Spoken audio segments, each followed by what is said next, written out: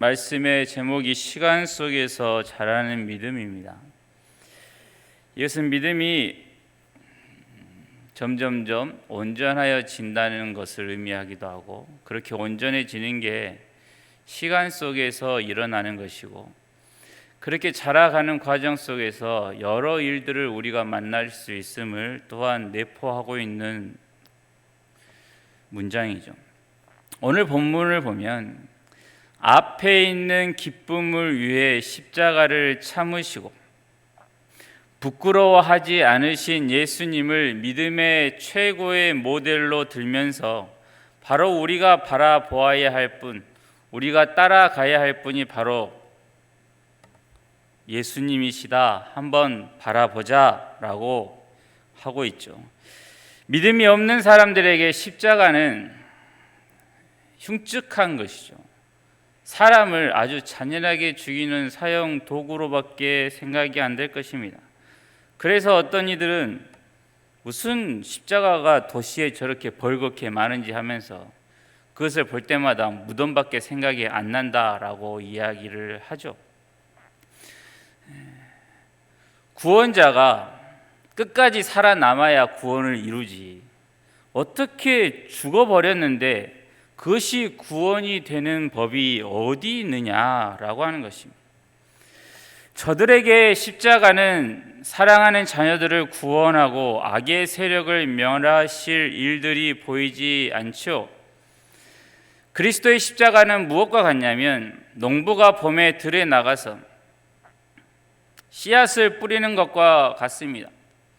종자가 될 씨앗을, 벽씨를 물에 담가서 소독을 하고 모종을 만드는 것, 이게 보통 믿음이 아니면 안 됩니다. 왜냐하면 당장에 먹을 양식도 없는데 마치 저것을 저렇게 해버리면 바닥에 버리는 것 같죠. 앞으로 될 일, 아직 보이지 않는 일을 미리 내다볼 수 없으면 땅에다가 씨앗을, 그 귀한 것을 다 버리는 것처럼 보이죠. 믿음이 자라가고 신앙이 성장하는 것에 대해서 오해하는 경우가 있습니다. 예수님이 십자가 지신 것은 하나님께 버림받았기 때문이다 라고 하는 생각과 같이 신앙의 실패가, 우리가 신앙생활을 하면서 일어나는 여러 실패는 믿음이 없기 때문이다 라고 하는 것이죠. 믿음이 없어서 실패했다는 생각, 이게 오해라는 것입니다. 우리는 하나님 앞에서 나의 믿음 없음을 불쌍히 여겨 주옵소서라고 끊임없이 구해야 하죠. 다만 왜 아까 그것이 잘못된 것이냐면, 그러면 내게 믿음이 있었다면, 믿음이 좋은 사람이었다면 우리에게는 실패도 없었을까요? 늘 기쁨과 자랑과 승리만이 있었을까요? 바로 이 부분에서 틀렸다고 하는 것입니다. 오히려 믿음이 무엇이냐면, 내가 온전한 사람이 되기 위해서 이 길을 나는 끝까지 걸어갈 것이다. 왜냐하면 그리스도의 장성한 분량까지 나는 자라가도록 정해져 있기 때문이다 라고 하는 것입니다. 그것이 믿음의 내용입니다. 믿음을 내가 원하는 무언가를 얻기 위한 수단으로 생각하지 마시고, 신앙생활하는 방식, 어떻게 그 모든 눈에 보이지 않는 현실 속에서 도무지 가을날 추수는 내 눈앞에 없는데 그것을 바라보면서 하나님 앞에서 영광스럽게 변화될 그 모습을, 나를 그렇게 만드실 하나님을 붙들고 그 믿음으로 끝까지 걸어가는 것, 그게 바로 믿음이라고 하는 것입니다. 포기하지 않고 계속 가는 것이죠. 마치 오늘 본문에 나온 예수님과 같이 앞에 있는 기쁨을 위하여, 그 십자가로 인하여 구원받은 우리를 미리 보시면서 우리를 위하여 십자가의 부끄러움을 참고 계시는 것과 같다고 하는 것이죠. 에베소서 2장을 보면 너희는 모퉁이 돌이 되신 예수 안에서 서로 연결하여 주 안에서 성전이 되어간다. 하나님이 거하실 처소가 되기 위하여 그리스도 예수 안에서 함께 지어져 간다라고 하는 구절들이 있습니다. 함께 지어져 가는 이 일을 위해서 모퉁이 돌이 되신 예수님이 우리의 머리가 되셨고 우리를 그의 몸으로 불러주셨죠. 예수 그리스도의 이름으로 무엇이든 구하면 되고 그리스도께서 우리와 함께 하시고 성령님이 우리 안에 모든 믿는 사람들 안에 전부 계십니다. 이러한 놀라운 일은 무엇을 위한 것인데 건물이 지어져가는 기초석이라고 하는 것이죠. 예수님을 더 많이 닮는 일, 하나님을 전적으로 의지하는 싸움을 시작할 수 있게 된 것입니다. 하나님을 닮은 모습은 믿음이 좋으면 하루아침에 되는 게 아닙니다. 금방 되지 않습니다. 시간이 걸립니다. 오래 걸립니다. 그렇기에 믿음만 있으면 마치 내가 완전히 한순간에 천사와 같이 하늘의 천국에 있어도 전혀 이질감이 없을 것 같은 사람으로 변화된다라고 하는 것은 아니지요. 믿음은 무슨 주문 같은 게 아닙니다. 열심히 그리고 뜨겁게 기도하고 나면 마음이 순식간에 변화되어 죄를 보면 자연스럽게 눈이 감기고 나쁜 말을 하려면 어제까지는 안 그랬는데 혀가 굳어져서 말을 못하게 되고 다른 사람들만 보면 전부 좋은 면만 보이는 그런 사람으로 호련히 한순간에 변화되는 게 아니라는 것입니다. 좋은 믿음을 가졌다는 것은 그런 변화를 가지고 있는 사람들을 이야기하는 게 아닙니다. 악을 버리는 게 믿음이라는 것이죠. 내게 약속된 영원한 것을 바라보면서 잠깐 내게 이익을 주는 이 세상의 것을, 허탄한 것을 버릴 수 있는 것, 당장에 내 손에 쥐어진 것을 버려버리고 아직은 보이지 않으나 이미 하나님의 말씀 안에서 약속된 그 나를 바라보며 버려버릴 수 있는 게 믿음의 모습이라고 하는 것이죠. 우리는 이렇게 지어져 가고 있는 중입니다. 그러면 우리가 믿음 안에서 완성된 모습이 언제 이루어질까요? 교회 한 10년 다니면 됩니까? 안 되잖아요. 한 30년 다니신 분들 많으시죠? 여전히 안 되고 있는 내 자신이 보이지 않습니까? 그러면 저같이 목사가 되면 될까요? 안 돼요. 그러면 언제 되겠습니까? 완전히 변화되는 것, 완전히 영광스러운 모습이 언제 될까요? 천국에 가서입니다. 그 전까지는 계속 지어져 가는 중이라고 하는 사실입니다. 이 세상에서는 완성되지 않습니다. 그럼에도 불구하고 절망하지 않을 수 있는 것, 그게 바로 믿음이라고 하는 거죠. 우리는 이 길을 갈 수밖에 없고 우리는 이 일을 위해서 부르심을 받았습니다. 우리를 부르신 이가 하나님이시니 결코 실패하지 않으실 것이다 라고 하는 게 믿음의 고백인 것이죠. 우리 편에서의 연약함과 실패하는 일이 매일매일 한순간도 빠짐없이 계속 이어져도 이것으로 결론 나는 게 아니라 우리를 부르신 하나님께서 반드시 이루고야 말 것이다 라고 하는 이 신뢰가 믿음의 핵심이라고 하는 거죠. 믿음을 가지라는 것은 이렇게 이해하시면 조금 더 낫습니다. 먼 길을 떠날 때, 먼 곳을 여행을 갈 때 걸어가야 하니까 신발은 2켤레 정도 챙기고 비가 혹시 올 수도 있으니 비옷도 챙기고 혹시 또 눈보라 만날 수도 있으니 두꺼운 옷도 챙겨서 넣어놓고 핫팩도 몇 개 챙겨놓고 그렇게 하는 게 믿음입니다. 그러면 그렇게 믿음을 가지고 가면 어려움을 안 만납니까? 신발 2켤레를 챙겼다고 해서 5켤레를 가방에 매달고 다닌다고 해서 발이 안 아픕니까? 아파요. 두꺼운 옷, 눈밭에 굴러도 안 추운 그 옷을 껴 입었다고 해서 폭풍이 안 몰아칩니까? 몰아칩니다. 비옷을, 아주 좋은 비옷을 단단히 챙겨 놓으면 비가 안 옵니까? 비가 옵니다. 그러면 비를 하나도 안 맞습니까? 그 비옷 사이로 또 맞아요. 이와 마찬가지로 믿음을 가지고 간다는 것은 믿음이 있으면 나에게는 어려움이 없을 것이다, 그런 의미가 아니고, 난관이 있을 것이고 시간이 오래 걸리는 그 인생의 여정 속에서 수없이 많은 일들을 만날 것인데, 그러기 때문에 이러한 것들이 필요하다, 그러한 인생을 살아야 하기 때문에 믿음이 필요할 것이다 라고 하는 것입니다. 에베소서 4장에서 하나님의 백성인 성도가 온전하게 되기 위해서 사도, 선지자, 전도자, 목사, 교사와 같은 사람이 필요하다라는 말씀이 있습니다. 이것은 성도가, 그러니까 예수님을 믿는 사람이 처음부터 장성한 신앙을 가진 채 거듭난 게 아니라는 것이죠. 신분은 단번에 변화가 되었고 영원한 하나님의 자녀가 되었지만 그 수준은 어린아이에서 시작해서 어른이 되는 것까지 자라가야 하는 것입니다. 이게 아주 오랜 시간이 걸리죠.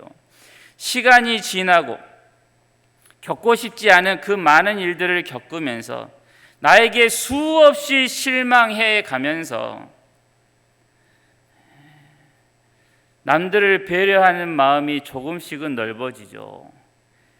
예전에 내가 그렇게 잘못한 것이 없다라고 생각을 할 때에는 내 눈밖에 난 사람들에 대해서 아주 가차없이 한마디씩 던졌던 때가 있었으나 어느 순간 그러한 잘못을 똑같이 나도 하고 있다는 것을 발견하게 되면, 이것을 고쳐보려고 하니 또 잘 안 된다는 것을 경험하게 되면 그 사람이 그럴 수도 있겠구나 라고 하는 배려의 마음이 생기게 되는 것이죠. 유치원 아이들이 내 장난감은 아무도 못 줘, 우리 엄마 아빠가 나에게 사준 거야 라고 말할 수 있죠. 왜 누나만 이뻐하느냐, 왜 나만 좀 천대하는 것 같으냐, 얼마든지 이야기할 수 있습니다. 왜 나는 맛있는 것 안 사주느냐, 지난번에 누나는 아이스크림 2개나 하루에 2개씩이나 먹게 해주더니 나는 1개 먹고 나서 또 먹으려고 하니까 뭐라고 하고, 그런 말 할 수 있습니다. 왜 똑같이 잘못했는데 나만 야단치느냐, 이런 말 할 수 있죠. 그런데 고등학생 되고 40살 되고 60이 되었는데도 여전히 이런 말을 계속하고 있으면 안 된다는 것입니다. 그 세월 동안 경험했던 그 시간들이 무슨 의미냐라고 하는 것을 하나님이 묻고 계신 것입니다. 왜 나에게는 관심을 안 가져주느냐, 왜 저 사람에게만 잘해주느냐, 하나님이 내게 이 모든 것을 주셨는데 왜 그것을 남에게 줘야 하느냐라고 하는 것이죠. 그러고 있으면 안 됩니다. 그리고 또 혈기 부리는 것, 이건 자랑할 게 아니죠. 죄인으로 태어난 우리 가운데서 성격 좋은 사람이 얼마나 있겠습니까? 그런데 그게 은혜 입은 사람으로는 이 성격이 참 하나님의 백성으로는 부적절하다라고 하는 것을 다들 아시죠. 시간이 흐르고 하나님의 사랑을 그렇게 받고 받았는데도 여전히 이 내 성질 하나 참지 못하면서 하는 말이 나는 원래 이래, 우리 집안은 대대로 이렇게 해왔어, 이런 것은 핑계가 될 수가 없는 것이죠. 고쳐야 하는 것입니다. 성질을 죽여야 하고, 그거 못 죽이겠으면 입을 그냥 어떻게든지 다물고 그 자리에서 뛰쳐나와야죠. 그렇게 몸부림을 쳐가면서 아버지를 닮아가는 것입니다. 세상이 하나님 아버지를 어디서 봅니까? 그 아들들을 통해 보는데 내 못난 그 성질머리 때문에 하나님 아버지를 오해하게 되는 것은 죽는 것보다 싫지 않습니까? 그렇게 이 성질머리 죽이는 게 얼마나 어려운지를 아는 사람들이 그 정도 어려움은 경험을 해야 기도의 자리가 얼마나 내게 필요한 것인지를 아는 것입니다. 성격 조금 바꾸는 것도 오랜 시간과 힘든 과정이 필요한데 죄인으로 살았던 사람이 나면서부터 죄인인 사람이 하나님의 자녀로 사는데 그 시간과 노력이 얼마나 더 필요하겠습니까? 그때 실패하는 자신을 보면서 우리는 주저앉아 버릴 수가 없죠. 하나님이 정해 놓으신 결말이 있는데 저기까지는 가야 되겠는데 내 모습을 보니 그러지는 못하고 있으니 자연스레 뭐가 나옵니까? 하나님, 제가 왜 이럽니까? 하나님, 나 좀 도와주십시오. 나를 불쌍히 여겨주십시오. 제가 어떻게 해야 합니까? 라고 하는 기도가 그냥 나오는 것입니다. 그렇게 기도를 할 수 있다는 것, 그게 바로 믿음의 모습이죠. 하나님이 그렇게 만들어 주실 것을 믿기 때문에 나오는 기도입니다. 믿음이 있는 우리와 없는 저들과 살아가는 모습은 별로 다를 게 없을 수 있습니다. 어떤 면에서는 교회 다니는 사람들이 더 못한 모습을 보이기도 하지요. 하지만 뭐가 다르냐면 저들은 차선이 없는 길을 그냥 마구잡이로 다니는 사람들과 같습니다. 어디가 바른 길인지를 모르고 자신이 역주행하고 있는지도 모른 채 그냥 자신이 틀린 것을 모르고 그 아까운 시간만 계속 보내고 있는 것입니다. 그런데 하나님의 은혜를 입은 사람들은 그렇지 않습니다. 내가 이렇게 살면 안 되는데, 이건 아닌데 라고 하면서 사는 것이죠. 마음이 불안하고 믿음 생활이 하나님을 믿는 내가 이래서는 안 될 것 같은데 라고 하는 감각을 가지고 있는 것입니다. 살아있기 때문에, 죽은 사람이 아니기 때문에 느껴지는 감각이죠. 하나님의 사람이기 때문에 무엇이 죄인지를 알게 됩니다.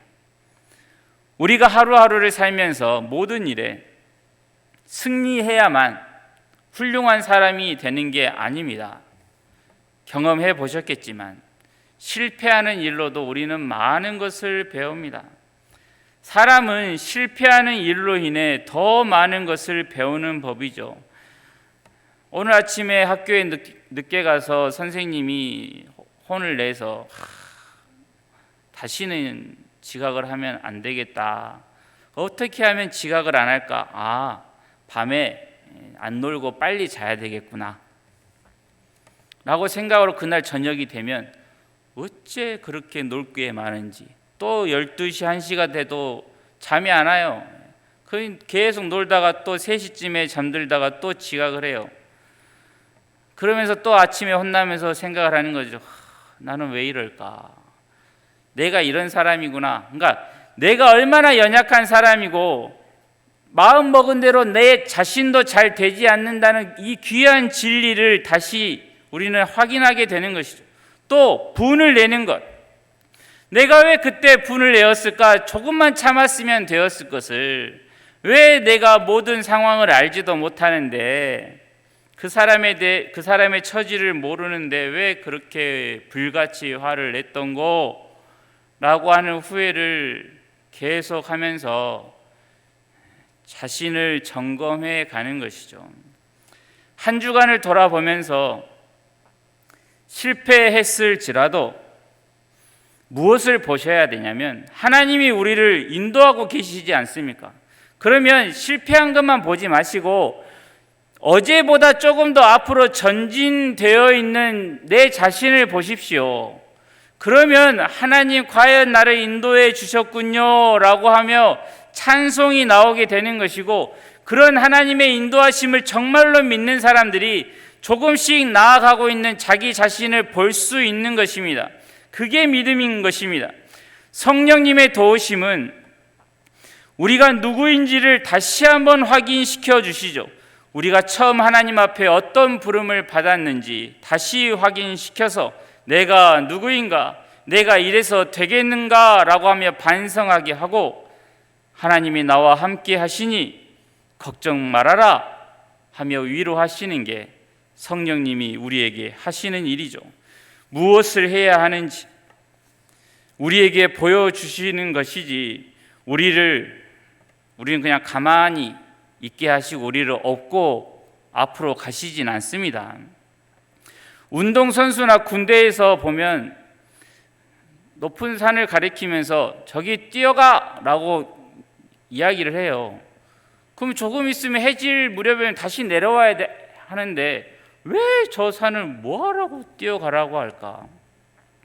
갔던 길 다시 와야 되고, 운동장을 그냥 그 무거운 군장을 매면서 빙빙빙 도는 것, 도대체 이걸 내가 왜 하고 있는지 아무 의미 없는 일처럼 보이는데, 그 일로 인해서 그 심폐 기능이 향상되고 다리도 튼튼해져 가는 것이죠. 마찬가지로 우리 인생에서 고된 일들이 있는 것은 세상의 유혹에서 우리의 눈이 거두어지고 영적으로 건강해지는 데 필요하기 때문인 것입니다. 달콤한 것 같았던 세상 것의 쓴맛을 자꾸 봐야 우리의 마음이 영원한 것을 바라보는 것이죠. 자신에 대해 절망을 많이 해본 사람들, 세상에 마음 들 것 없다는 것을 뒤통수 맞아가며 뼈저리게 아는 사람들일수록 하나님께서 내게 한결같이 베푸신 은혜가 얼마나 귀하고 큰지를 아는 법입니다. 누구도 죄 짓는 일을 한두 번 하고 그만두는 법이 없죠. 쉽게 끊어지지가 않습니다.